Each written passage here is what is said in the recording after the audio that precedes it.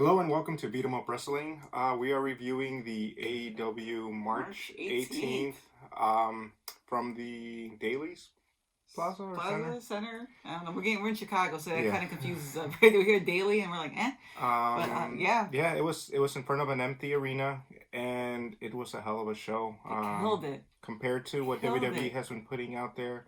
I love the performers in WWE and what they're doing, but the way that McMahon is handling the situation, not trying to do too much live performances and just recapping things that we've seen, drags out. But AEW went all out, and they even said it that this might be the last AEW Dynamite for a while. Yeah, they didn't say like next week. They was kind of like they just kind of said next Dynamite. So I mean, they really don't know. Everything's changing. The whole world is changing. So in a couple of hours, things change. It's not like it's AEW. Like we're not doing it. You know. I think that they're just being smart and they're not lying to the fans. They're not promising us anything. But if things don't change any more drastically than they have, we will have AEW next week.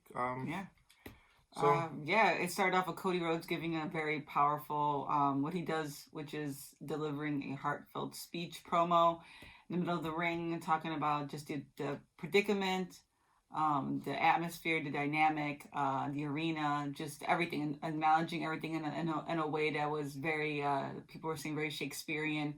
It just came off so sincere and honest, and then he gets into a blood and guts episode where he kind of segues into like family and what you care about, talking about the elites.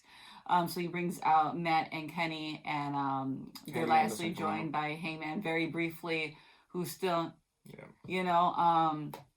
but you can tell Hangman's not happy with the Jacksons, and I think that's what's. It's gonna resolve itself. I don't see the storyline going too much long, depending on what's going on with the situation in the world.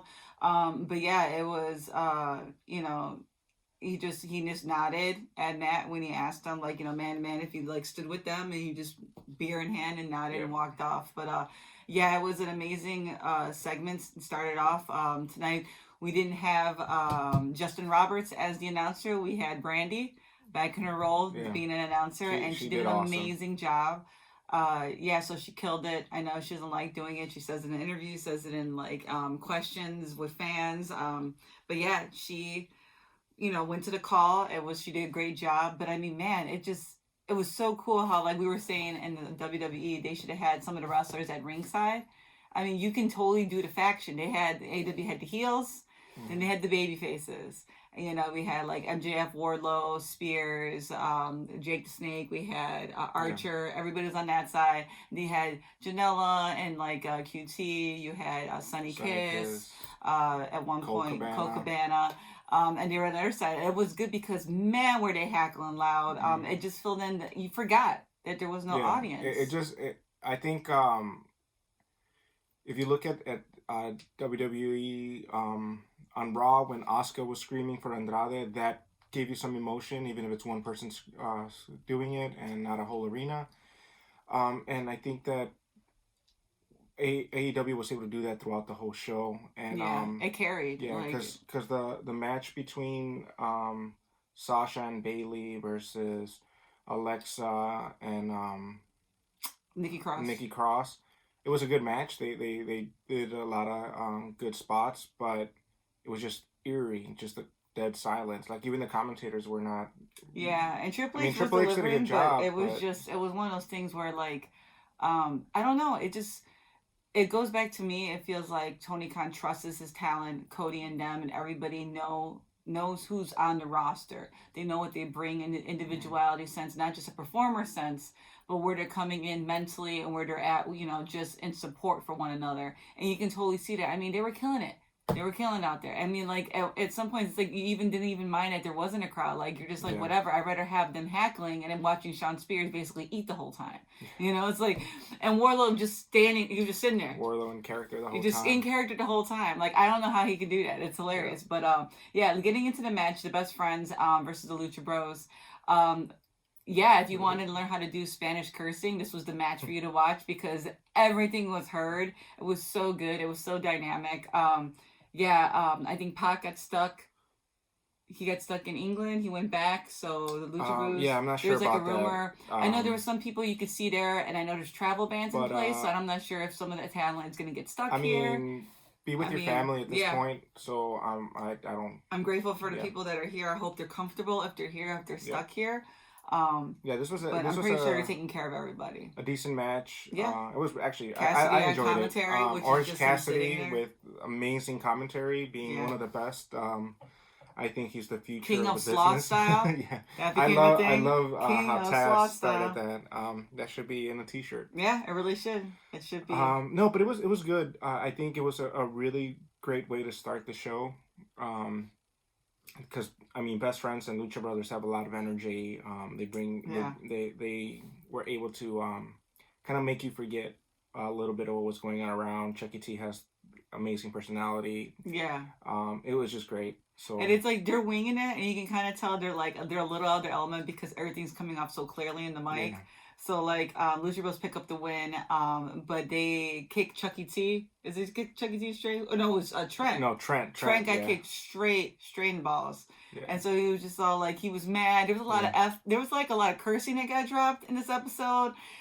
So yeah, they challenged him to a street fight, and he was all stuttering. Outside in the alley or somewhere, parking lot. So now it's a parking lot match. It's gonna be a parking lot match for the which was great because it's just one of those one of those things. Like you're doing it, you're winging it, and that's the best part about winging it. Like how many times have I said to do stuff, just wing it. Yeah.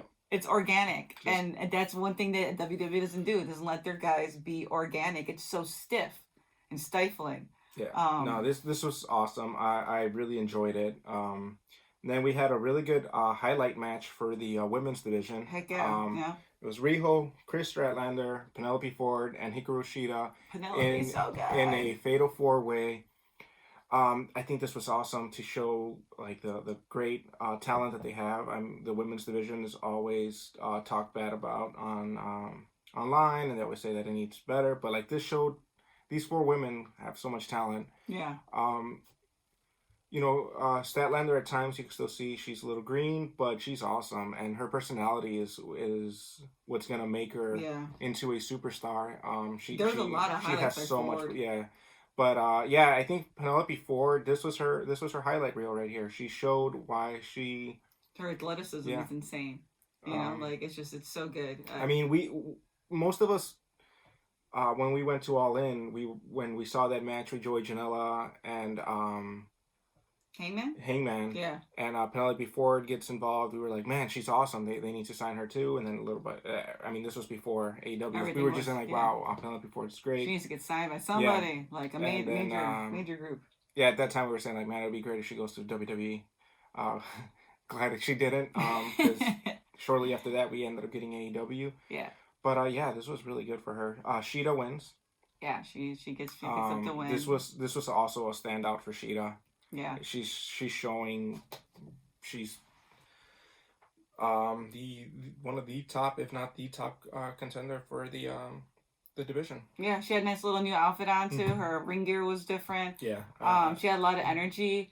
The girls were just killing it. They didn't they definitely, if you go back and watch their 4-way versus Alexa and Nikki and, like Sasha and Bailey, man, it's like 2 different matches. Like, and you can't even say now it's like toe-to-toe. It's like, no, you have 4 talented females. And even you could say that, like, Chris, is, maybe a little bit young still, but you have veterans on one side, which you would consider in WWE. And this match was way more entertaining, and it goes back to what we were saying, like, they could have had some wrestlers out there, even some of the females that were back in the division, if they were there. We don't know exactly to how many people, dispersed in WWE to the point where, like, maybe they didn't have a lot of people. But I don't know. That goes back to community, sense of community. And that's what AEW gives not only themselves, but the fans. After Shida, they cut to Colt, who's basically just talking crap about Kip, always interfering. Yeah. And then Kip, starts getting into his face, and then like he starts to push Colt, and then Colt's like, "I'm a wrestler too," like he's not a spectator or a fan. So Colt's great. Colt put a little bit of that. Slap the hell out of Kip, and Kip just like he was like, "No, no." So I'm looking forward to a Colt Kip match. Yeah, they're supposed to be dark. They're supposed to be doing dark today too. And it's gonna be a surprise. So hopefully Colt and Kip is one of them, which is kind of like looks like it's leaning toward that. Yeah.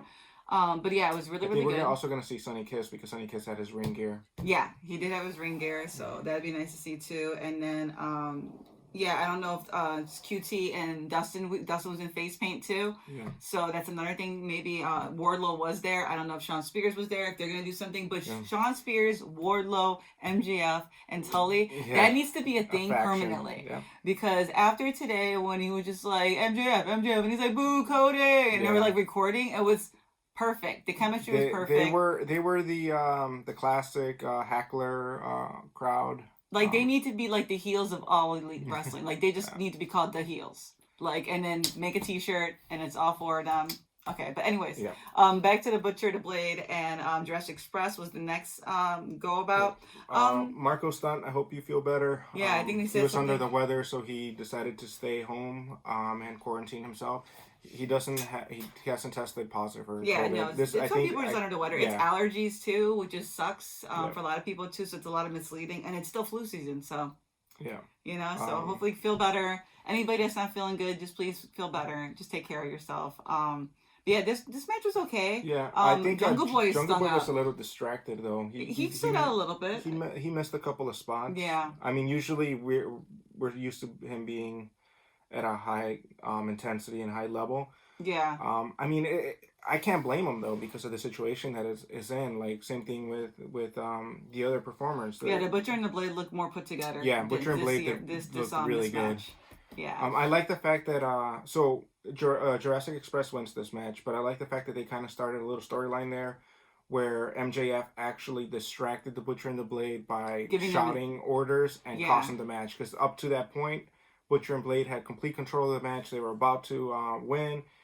And then MJF starts talking to the Butcher gets distracted. He has money. By the way, they're betting on the sides too, him and Spears. And so he's like, remember how they hired... Since Vegas is shut down and there's no betting, they were doing ringside betting. Yeah, they were doing ringside betting. And so that's basically, he started like doing this with money and saying to do your the Blade's finisher.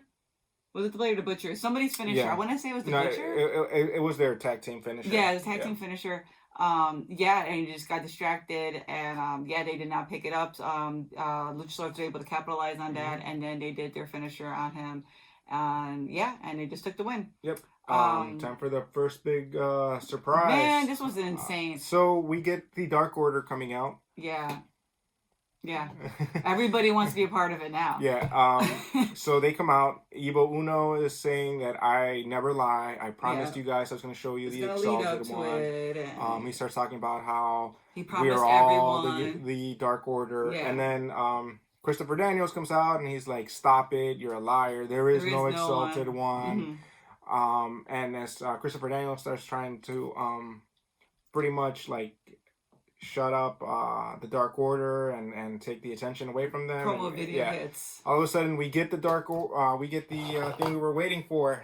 People were betting on this. Was it Raven? Was it before Lance Archer came out? Was it Lance Archer? Was it Matt Hardy? Or is it Brody Lee? There was so much stuff going on. They even said Sammy Callahan. Some people had. He had been doing the hacking thing. Yeah, and then I guess his contract might be coming up soon. Yeah. So like that was even something. Yeah, that was one that was floating around too. Mm-hmm. So at first we get a disguised voice. And then even the demeanor of the person looks like, because they even said it could have been a female. Like they threw it out there, and it looks a smaller person. Yeah. And of course not. It's not. I like the fact that the outfit that he had on looked really Matt Hardy-ish. So when you first see him, you see the straps. You're like, oh my god, it's Matt Hardy.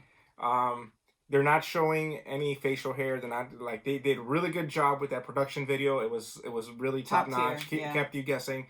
And then as soon as the voice starts becoming more, and then you start seeing the natural voice, you're like, that's not Matt Hardy.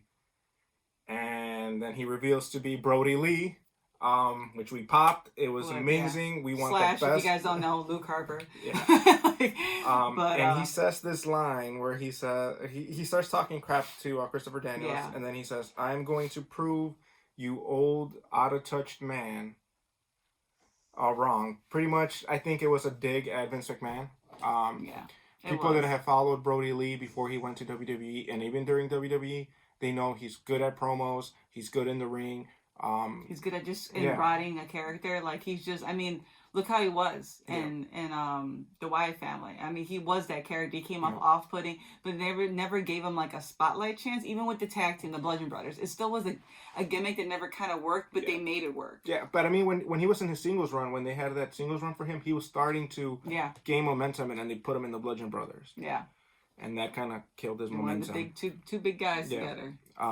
But anyways, it kind of made me a little bit. It made me super happy and excited, but it made me a little sad because he was supposed to come out in New York, which was his hometown. And it would have really popped for him. This would have been the loudest cheer that Luke Harper would have had in many, many years. But I hope he goes on Twitter. Go on Twitter. Put your name in. Yeah. People. See, everybody was screaming. Nobody was making sense at that point. Yeah, it was awesome. I mean, you basically took over Twitter trending. So just know that we're out here virtually loving you. Yeah. And we're going to be waiting for you. I'm waiting for this to die over, everything go away, and we get to see you live, and you're going to get the response you want at a pay-per-view. Trust me. So the real librarian is now the Exalted One. Yep. Yeah, thank God. But he comes in, kicks the hell out of everybody. They destroy SCU. And then we get into the main event, which is the Inner Circle versus the Elites. Yeah. And this is for the advantage in the Blood and Guts match. The Blood and Guts match. So that was also trending Blood and Guts because it's had a lot to do with that. So Blood and Guts was like the main focus. It was brought up in the beginning of the night with Cody. And then it, concludes at the end. They come out.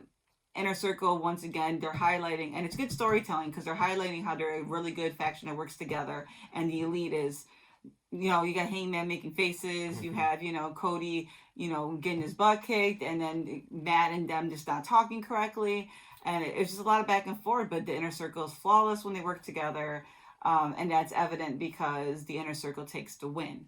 Yep. And it's just, they're good. We had Chris Jericho on commentary, which is always delightful because he's good. And it just the whole night just continued to, you forgot that there wasn't anybody there.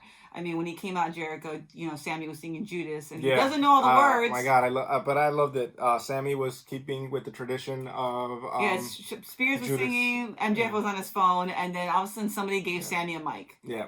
And would you give him a hot mic? Jericho automatically started laughing. Yeah, he couldn't even keep in character. It was for awesome. That long. It was awesome. I appreciate it, Sammy. Thank you for putting yourself out there. Yeah, definitely. Your vlog was great too. Yeah. If you guys haven't checked this vlog, check out Sammy Guevara vlog. It's rest in peace to it Jack Evans' mouth. Yeah. For that hot chip, you guys gotta see it. He almost died. It was great. A really good match. They looked a little beat up. Then it gets to the end where the Elite looks like they're finally communicating and they're kind of like opening up and they're getting back to what they used to be, but it's a little bit too late because Santana does a roll up on Matt for the pin, and then they come out to do their promo. They're talking about how like they have their whole team, but you're down one because Nick is out. And they're just hackling. They're hackling Brandy on the side. They're pointing at Dustin. They're doing everything. And then they say, who are you going to have? Who are you going to have Elite in your corner? And then Matt gets a hot mic. And he says, well, I called in a favor. But as the camera is going back... You're going way too far. Hold on. No, because we didn't really talk about the match. Or we're just going to... We're just going to jump into it because we don't want to be too long in this. Right. We're going to jump into this. All right. So, like, as he's talking and everything, the camera zooms out. So we thought the Brody Lee surprise was going to be the big surprise. Yeah, we thought it would be next week or something, another surprise. People were starting to think that, yes. Yeah. So you see Vanguard 1 fly in. So, and I'm on Twitter like, oh my God, there's a message from the compound, So free the delete. Oh, we missed the Chris Archer thing too, but just check that out. You mean Lance Archer? Lance Archer. He does a little vignette, which is really good. So right when the Exalted One was going to be revealed, Matt Hardy releases the final episode of Free the Delete. Yeah, it was like right in between a commercial. Yeah, it was like right before Lance Archer's vignette. It came out in a commercial, so it led up really nice to like the Inner Circle thing. Well, actually, it was dropped right before. While the Dark Order was talking, he dropped it. He dropped it? Okay, yeah. Because it was in between. Yeah. It gave you enough time because it was very short, like a 2-minute video. It made people think that he was the Exalted One because this episode came out right before the Exalted One was revealed. Fast forward, Vanguard 1 comes. Matt Jackson says I called in a favor. If you followed the Free to Delete, Matt and Nick were there to help heal the Zenith and heal Matt Hardy. It was good because like you see we were jumping, we were shouting. I mean, you saw Vanguard and you're just like, oh my god, he has a message. And at first I thought it was gonna just be a message, it was gonna be like a promo video, but then when the music drops with the piano and you know he's somewhere and it's Matt Hardy deleting from the top of like the second balcony row, like everybody on the internet blew up again. Everybody's like, oh my god, Brody, oh my god, Matt Hardy, oh my god, like AEW did everything everybody wanted them to do, and which was put on a production of pro wrestling. Yeah, AEW told coronavirus, screw you, and they gave us a moment of distraction, and it wasn't just repeats of stuff we saw. They put on a show, and if this is the last AEW Dynamite show until this pandemic is done with, this is going to be one of those shows that I'm going to remember for a very long time. You can go back and still get the same feeling, and you won't be disappointed. You're going to want to, if you go back, in 3 weeks we find out we don't have any wrestling on any production. You can go back and watch this last live show and just be like, you know, we're going to get there. We're going to be okay. And when we're okay, the storyline's going to continue. It's going to be good. And that's what WWE didn't do. No. So I know there was rumors about WrestleMania being a 2-night live thing. We have to look into it more. It's just rumors. Meltzer said something. Nothing's finalized. We don't know what's going on with that. But if they take any advice, if they take any type of like notes from what AEW did, it's just if you either have to go hard or don't do it. Yeah. And I'm not saying for them not to do WrestleMania, but don't do that to your talent. If they don't think they have it, just postpone WrestleMania. Just postpone it, because not everybody can work under the same pressure. It's like it's taxing to do that in front of nobody. It's like a monologue. Like, have you guys ever done like acting monologues or done a public speaking? Daycare, like doing like public like library stuff for kids, story time. Either you're good at it or you don't, and it's because it's a stressor. But AEW went above that by having the wrestlers on the side and doing like a training camp where you have your peers who support you and love you, and they fed off that energy, and you can tell that they fed off that energy. Like it got emotional because I felt like doesn't matter if they're heel or face. They all loved each other. But they all came out for each other. They all came out, and if this is their goodbye show, it was a hell of a show, and not goodbye forever, but you know, until this pandemic is done.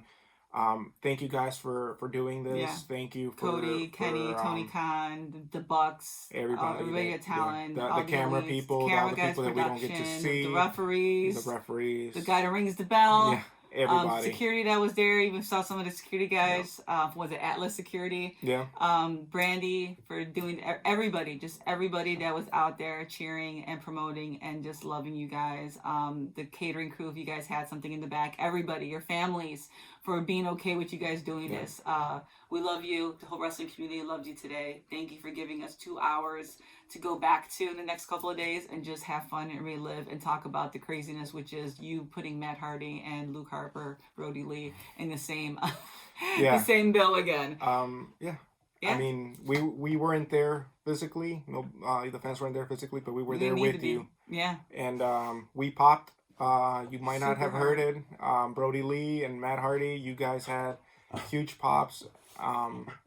Even our dog is popping right now. Our dog is calling us. So we're gonna leave you with that. Subscribe. Check us out, guys. We'll be having our DDP yoga video up. We'll be doing a little bit more content. We'll be on Twitch soon. So take care. Wash those hands. Be happy. Be kind to everybody, and just hang in there. Stop hoarding TP. Don't do that. All right.